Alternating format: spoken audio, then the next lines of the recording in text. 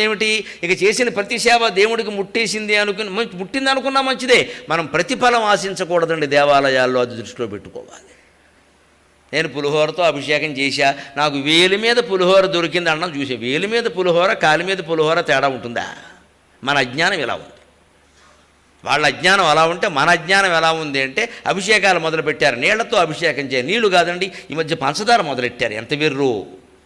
మేము గునుపూడు సోమేశ్వర స్వామి మన భీమవరంలో మాట్లాడి సోమేశ్వర స్వామి దర్శనానికి వెడితే ఈవిడ అమాయకంగా చూసి ప్లాస్టిక్తో కప్పేశారు తీమనండి. పెద్ద గొట్టం కప్పేశారండి అక్కడ దేవుడికి, లింగానికి. నేను నాకు తెలుసు, నేను ఊరుకున్నా అడగడం ఎందుకని.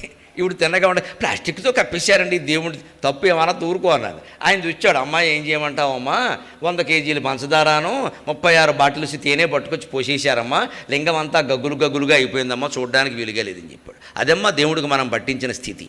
ఎంత అజ్ఞానంలో ఉన్నాం.